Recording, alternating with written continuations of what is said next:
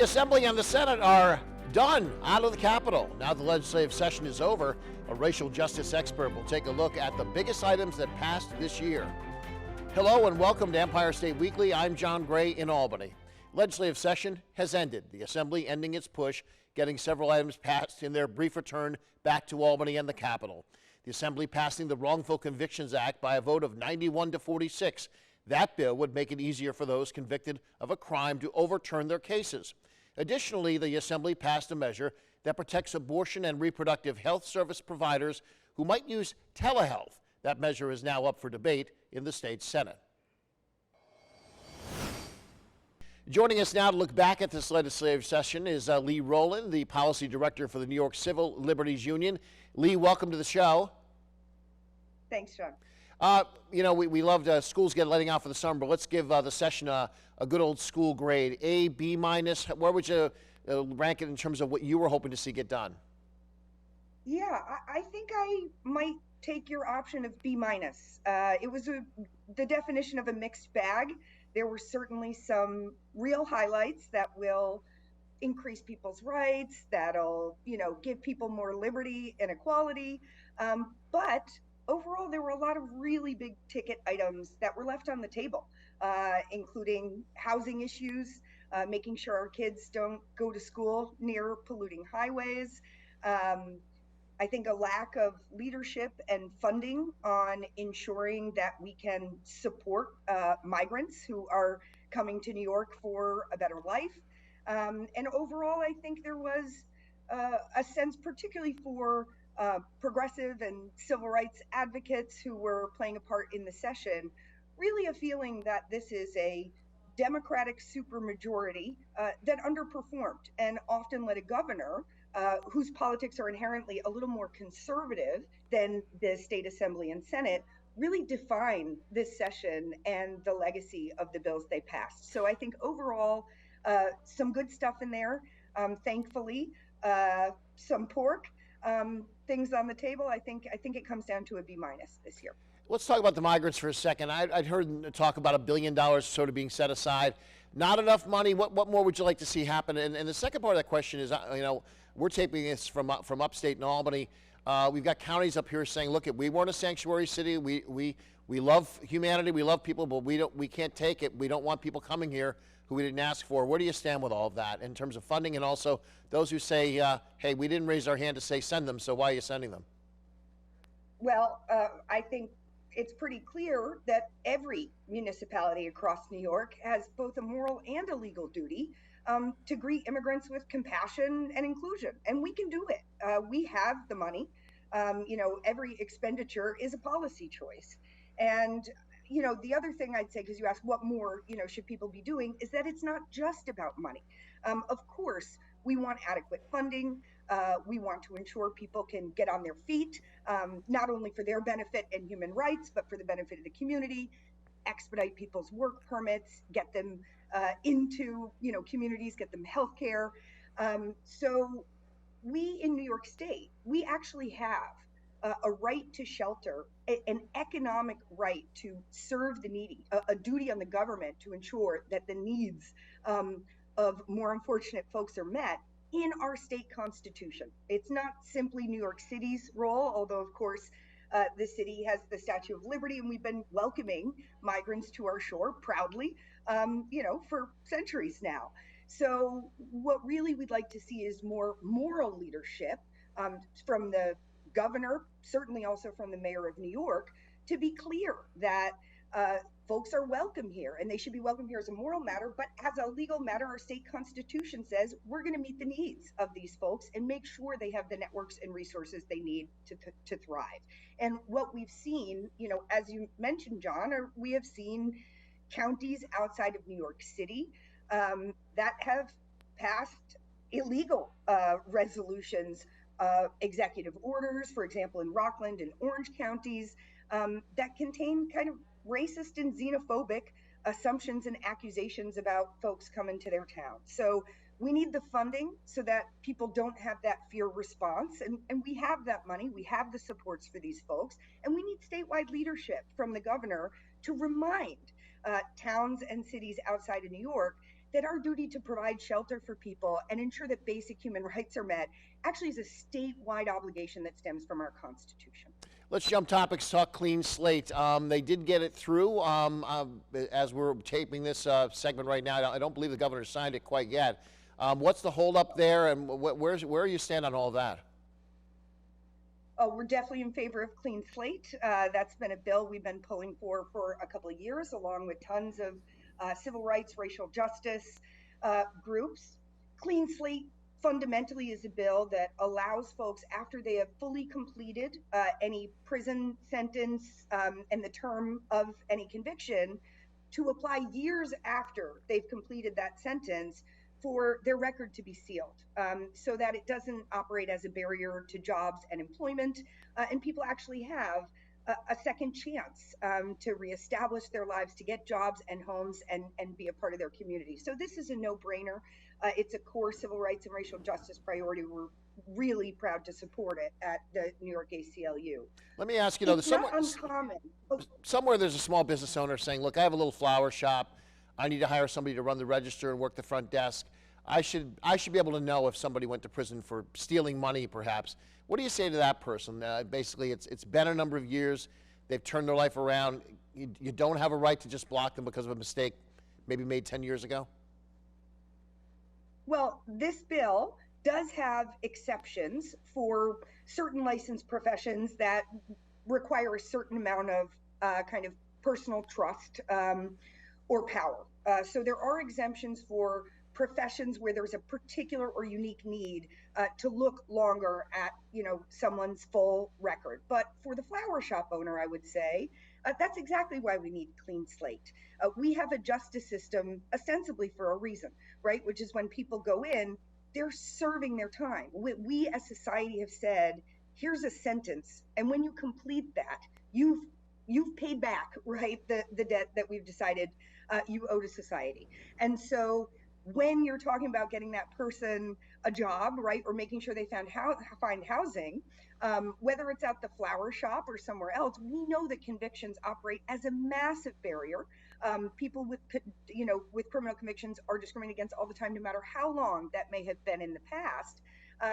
And that is the judgment of clean slate, and it's why we support it, which is at some point, folks who have, completed the sentence that we have decided as society is the right way, right, to handle a crime, that we actually want to recognize that our justice system has done the work, that you have completed your sentence and made that effort to come back into society, and we can remove needless barriers that end up just discriminating against, again, the person you were, right, before you committed a crime, were convicted, and served that full sentence. And this is, we're now honoring the checks we write with the criminal justice system, which is to say, when you're done, and you're part of our community. We want you to have that job.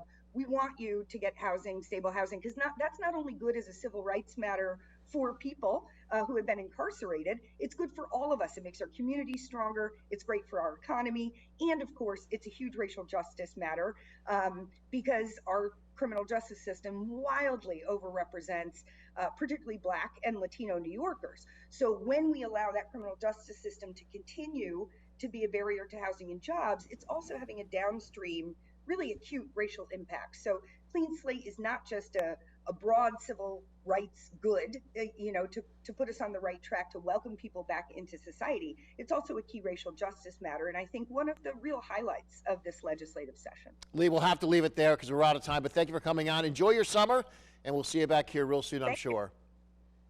You too. Thanks. Lee Roland from the New York Civil Liberties Union. We appreciate you coming on. School districts around the state continuing to manage the state's ban on Native American mascots and imagery. In a moment, when we come back, we'll hear from a Native advocate on the importance of the ban and background on just how far back this issue really goes.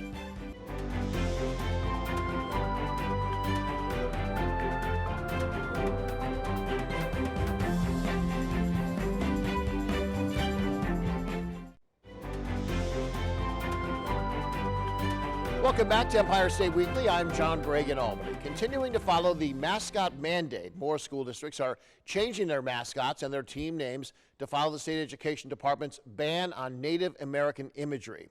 Several school districts, including Capital Region schools, have all changed their mascots from indigenous imagery to unassociated names, things like the Hawks or the Storm. Others are holding meetings to determine new names, while others are still pushing back against the ban. School districts must eliminate the use of Native American mascots by 2025. Joining us now to give additional insight into the mascot mandate faced by New York schools is John Kane. He's a Native activist and a member of the NYSED Indigenous Mascot Advisory Council. John, thanks for joining us today on the show. Well, thanks for having me. For those who either have been living under a rock or maybe they haven't thought about their high school or what the mascot was since they left 40 years ago, why is this a big deal to the group you represent? Well, first off, I'm Native, so I've been kind of fighting this issue for a number of years. The ban that actually has been issued, effective essentially this month, came about as a fight that I took on against my old high school, Cambridge, New York. And I formally asked them to change the mascot back in the end of 2020. They voted to retire it at the end of that school year. Then they unretired it. We pushed the fight up to the NYSED level, and they were ordered to remove their mascot. And then I kept pressing NYSED, said, look, if you can tell one school, the school that I went to get rid of, you should tell all schools, because you still have almost a couple of hundred schools in the state of New York that were carrying Native mascots. And so they indeed did that, and then asked me to sit on the advisory council. Look, there's always the argument that that these mascots were never intended to be derogatory. And it's fine to say that, but what ends up happening is you actually have almost like an identity theft, where you have non-Native people claiming to be Indians or warriors or raiders or whatever else, and they carry that identity with them, like well into their alumni years. You know what I'm saying? Mm-hmm. And so you essentially have non-Native people making a mockery by using false stereotypes of Native people, miseducating their own students. So in a way, not just harming Native kids with this role playing essentially, but also misinforming the non-Native students about who Native people are. I mean, many kids will go through their whole life only viewing Native people through this lens of the mascot they had in high school. What do you say, John? Sorry, what do you say though if they say, no, you're misunderstanding. I'm honoring you. I'm not mocking you. I'm honoring you. We think Indians or chiefs or it's a brave culture, and we look up to it. That's why we want to be like that. What do you say to those people? Well, we don't consider it an honor, and in fact, you're not honoring us. You're taking our identity and claiming it for yourselves. That's not honoring us. I mean, that's appropriation, and it's also more often than not done in a very stereotypical or inaccurate way. And half the time they're using Plains Indian headdresses as they're claiming to represent us, regionally, or they'll use words like Indians and not even know who are the Native people that they're claiming to be. If you want to get down to that, Cambridge, for instance, they call themselves the Cambridge Indians, but you couldn't ask somebody, well, what Indians are you actually claiming to be? They didn't know, and they never delved into doing any additional education on the subject. So, it's almost absurd to suggest that when non-Native people call themselves Indians or warriors or savages, that somehow they're doing it to honor us, and we certainly don't consider it an honor. Usually there's one that will not go along no matter if a gun's put to their head. Is everybody going along with this now that there's a threat from the state and they have a deadline and look, you have to do it? Or do you have any schools that are saying, we'll see you in court? Nobody has threatened any legal action that I'm aware of, although Cambridge still has an appeal before the state courts on the original order for them to get rid of their mascot. Now, that kind of becomes a moot point once the state issues a statewide ban. So their case is probably going to get thrown out any day. And I think Cambridge has still dragged their feet um, on creating or fulfilling the mandate here, which is to not only have a resolution to retire the mascot, which they have, it was, from a couple of years ago, but to have a plan to get rid of the mascot. And Cambridge hasn't done that yet. So in many ways, Cambridge is still the only school that's, for all intents and purposes, in violation. They had their board meeting for this month, and they took no action regarding the statewide ban, and they were never issued a stay or any kind of injunctive relief when they filed their appeal. So they're really bound by not only the original order from Dr. Rosa for them to get rid of their mascot, but they're also obviously bound by the statewide ban. So Cambridge might be the only school that is still dragging their feet. Everybody else, there's a lot of grumbling, and there's no question about that. But I think pretty much every school is understanding that if they had a native mascot, or if they have a nickname that was once associated with native imagery or some kind of iconography, that's what has to go, and that's by order of the NISAD and the Board of Regents. We've only got a minute left, but I want to get this one question. I know someone out there watching is going to think, oh, you know what? If you give it on this, next thing you know, I went to Oswego, SUNY Oswego. I lived in an Onondaga Hall, Seneca, Cayuga. There's a lot of Native American, not imagery so much, but streets like in upstate New York. Niskayuna's got a lot of streets named after Indian tribes. Does this extend beyond sports, or is this more of just, no, it's a one-off, it's this issue for people like you? Well, although most of this mascot issue is associated with sports, this is really about identity. So if you've got a landmark, if you've got a river, a valley, a building that's named, or even a school district that's named after Native people in some way, like a Mahana Center or whatever, that's not what we're saying has to be eliminated. What we're saying is you cannot act as if, you can't play Indian and claim our identity.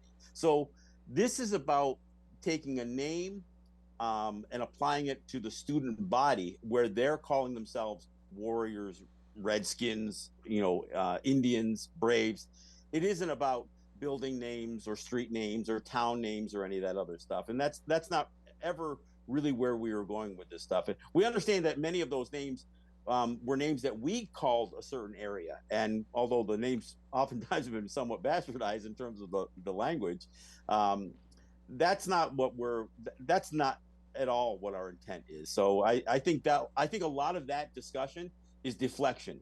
And it's like you were saying, oh, we're going to go down a slippery slope if they allow us to get rid of if they make us get rid of our mascots, we're going to have to change everything. That's an absurd proposition as far as we're concerned.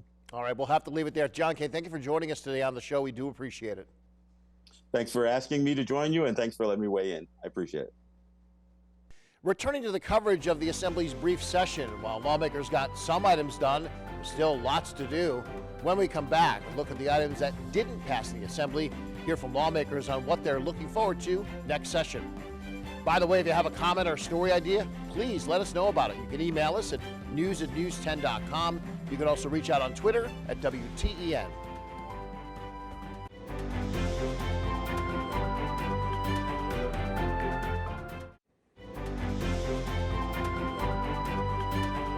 Welcome back to Empire State Weekly. I'm John Gray in Albany. Now that the legislative session is officially over for both the state, Senate, and the Assembly, lawmakers are looking forward to what they would like to accomplish next year.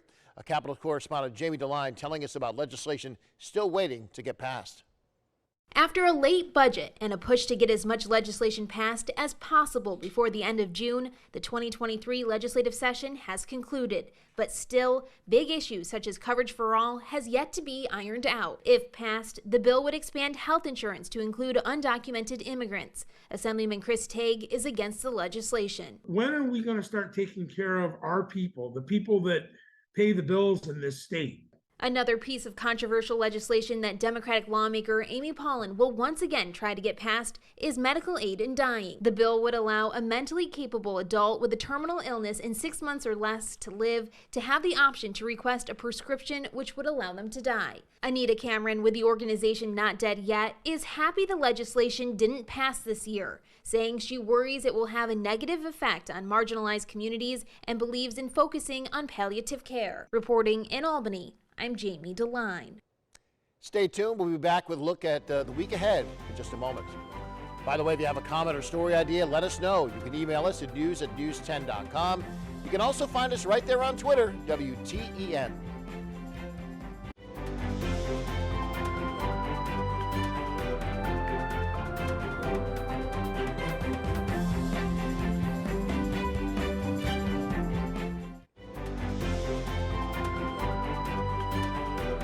Finally, on Empire State Weekly, one item that the Assembly was able to get through and pass this session prohibits the disposal of radioactive chemicals into the Hudson River. The disposal is part of a plan to decommission the Indian Point nuclear power plant in Westchester County. Supporters of the bill explain, while the process of disposing of these chemicals into the river has been done for years, now is time to change that. Next week, we'll speak with a lawmaker in support of this measure on what the next steps are going to be. For now, from all of us here at Empire State Weekly, I'm John Gray in Albany. We'll see you right here next week. And don't forget, you can watch Empire State Weekly all over New York State. Here's the full schedule of Empire State Weekly on 10 television stations across this beautiful, great state of New York.